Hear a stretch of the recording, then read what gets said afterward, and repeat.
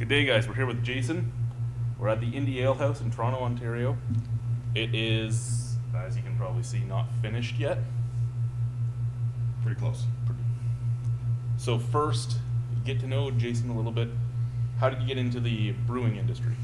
I'm not quite in the brewing industry yet. As soon as we open, I'll be officially in the brewing industry. Yes. How did I give up a good life? I started brewing when I was 16. It was actually my high school science project in grade 10. And it seemed like a good excuse to make beer when I was 16. And a friend and I were looking for something to do for our science project, and we made beer in our basement. And about 30 bottles, probably 15 of them were good. When I was shocked they were that good. It was, about yeast and all this kind of stuff. And then we kept doing it, and it was great. I had a great time homebrewing. When I went to university at Dal, the geology department, you could get a full letter grade for winning the homebrewing competition. So that seemed like a good thing to carry on. And I did it more and more aggressively at home and thought someday I'd like to do this, but had so much student debt and no real business experience. I didn't jump into it right away. I worked at jobs I more or less didn't like for a long time until I earned enough money to consider doing this, and then got enough business experience on working in entrepreneurial companies, knowing what it would take to do it. And the time finally came about 3 years ago to take a package at work and get out and do this. So that's when I kind of started buying pieces and put a good plan together and went to the bank. Fortunate I had a good business network at the time, good accountants, good lawyer, good banker, and that made a big difference. Than me as a 20-year-old trying to wing it, I would have screwed it up, for sure. Now, I know you're not fully in the business yet, but so far, what's your favorite part of the industry? I know you've brought some beer to festivals. Yeah, we've been brewing test batches at Niagara College, and they've been really helpful. My favorite part of the industry is probably making the beer. That's great. And the brewers in the industry, whether it's Ontario or North America or all over the world, are super helpful, really ridiculously helpful. Before I was fully committed and spending all my money, I wrote an email to a bunch of brewers in the States, about 20 of them, and said, I'm going to drive down to Dogfish Head, and I'm going to stop at all these brewers along the way. Could you help me? Spend 5 minutes and have a conversation with me. I won't take up your whole day. And could you recommend someone for me to see on the way? And of the 20 people I emailed, I heard back from about 18 that day, including the big guys, saying, yeah, no problem, come here, stay there, ask for this guy, do so-and-so. So people have been amazingly helpful. People who don't know me and really have no business to be helpful to me, including the guys in Ontario. I've had probably guys from 5 or 6 different breweries in here in the last month, helping put this here and lay things out and find pieces of missing equipment and that kind of thing. So that's awesome, that's great. That's even with us, we've noticed that too. A lot of people are gung-ho, helpful, want to jump on anything that can help get any name out there. Least favorite part of the industry thus far?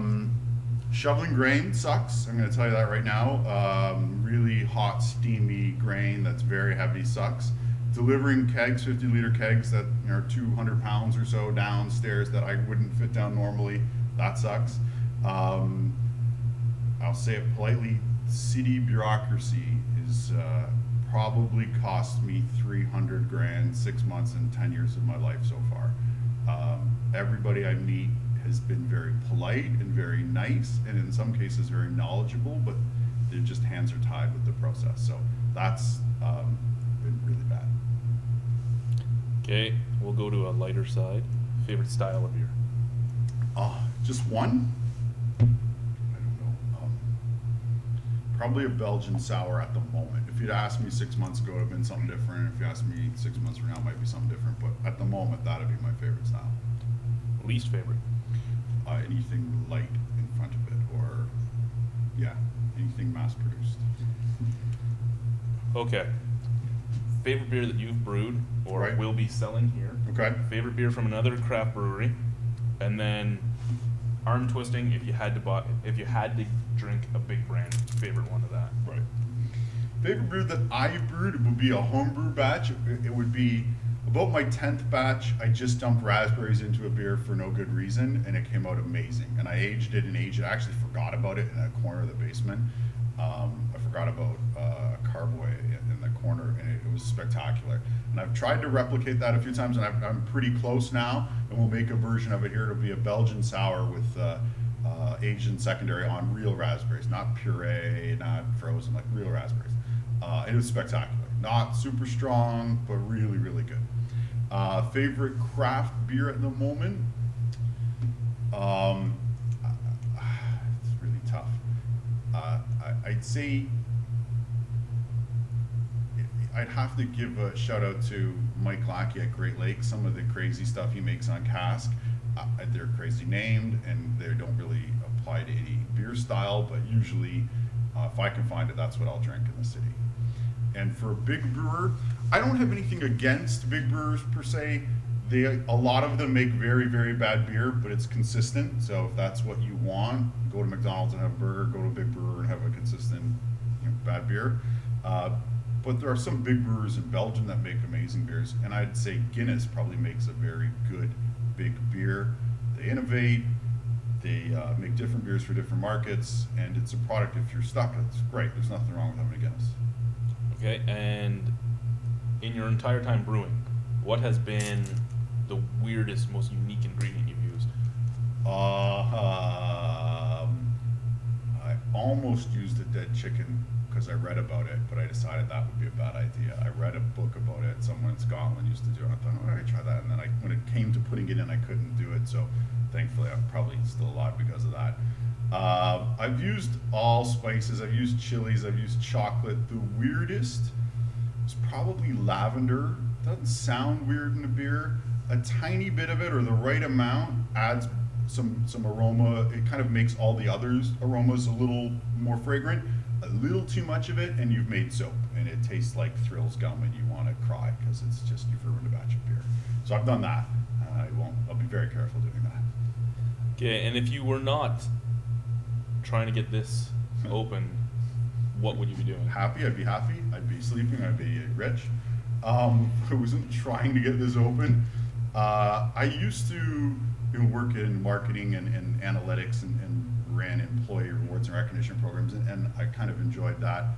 Not always where I worked or some aspects of the business, but that was a good job. I had a good time, met a lot of great people doing that.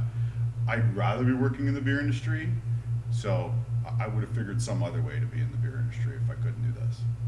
Alrighty, thank you. You're welcome.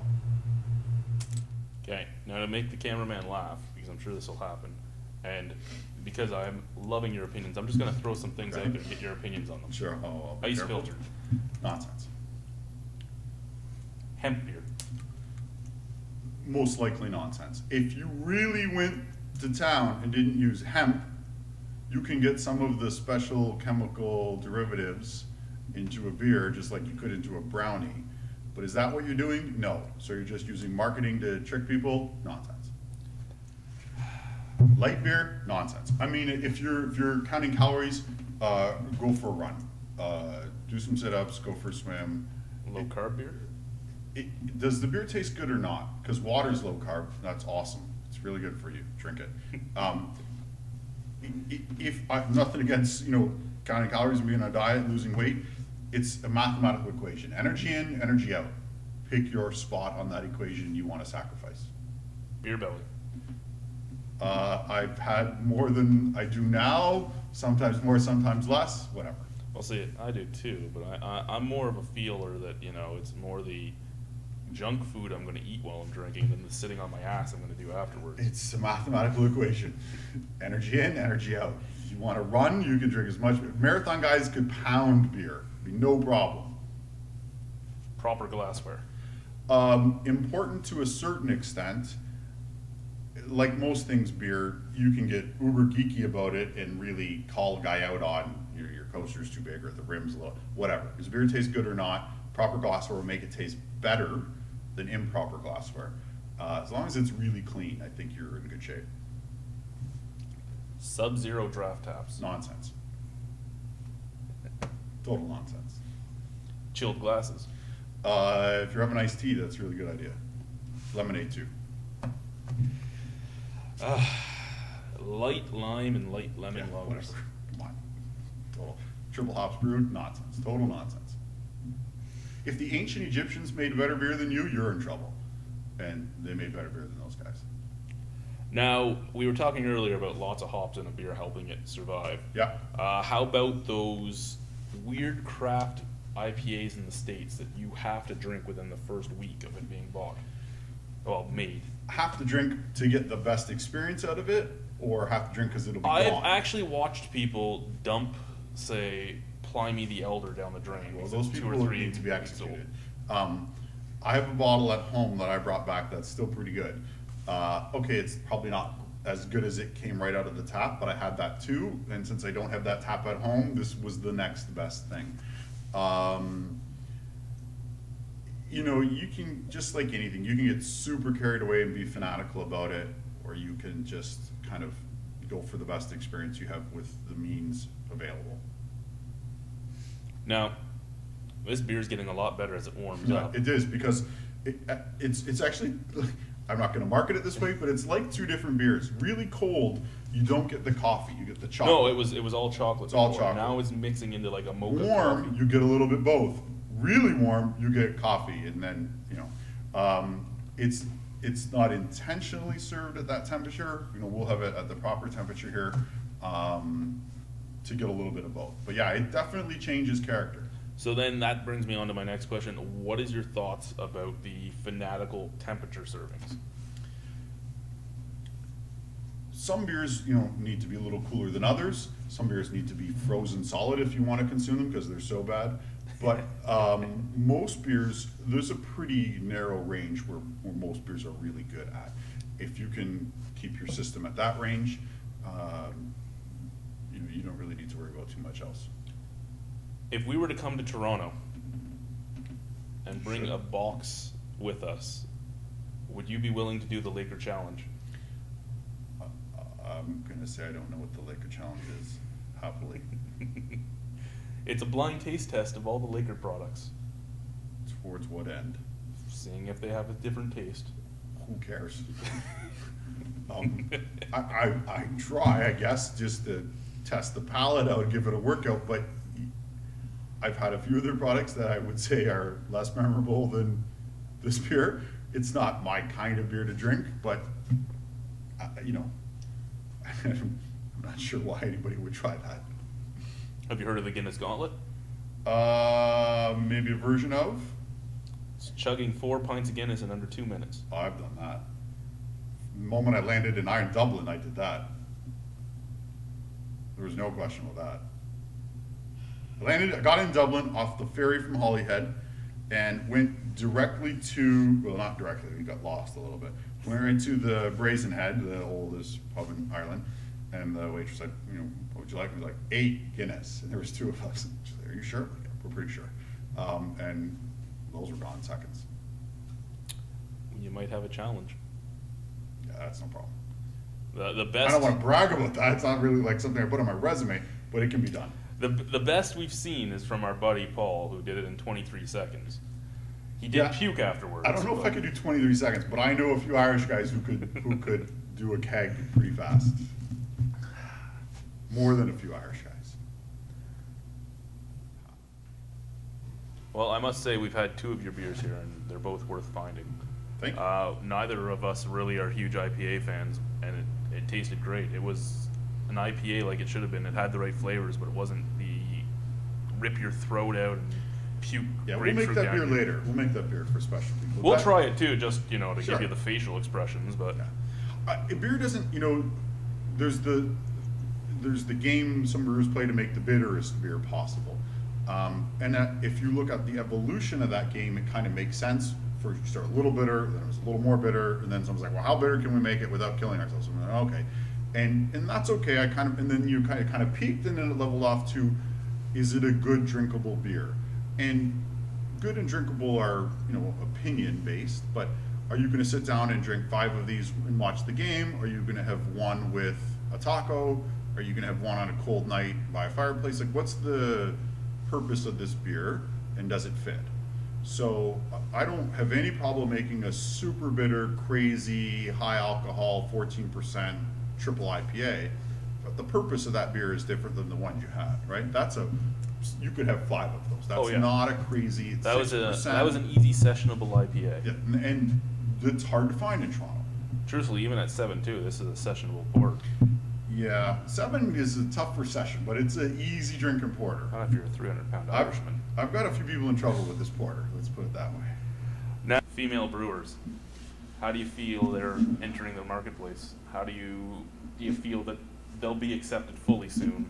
Yeah, there's no reason. I mean, I'd hire a female brewer if I could find one who wanted to make the beer that I wanted to make. I don't think there's any bias against it. Historically, lots of breweries were female. You go back hundreds of years and that kind of thing. Back when it was just monks and women. Yeah, so I know there's no genetic reason you couldn't be a brewer. I don't think it's again, is the beer good or not? You can't taste who made this, whether it was a guy or a girl who made it. It doesn't come out in the beer. So if there are women who want to get into craft brewing, by all means, get into craft brewing. There's no reason you couldn't. On the other hand, it shouldn't be a gimmick. There are, six women made this beer. I don't care. Does it taste good or not? Like, I kind of don't care. There are more getting into it in Toronto. I think that's awesome.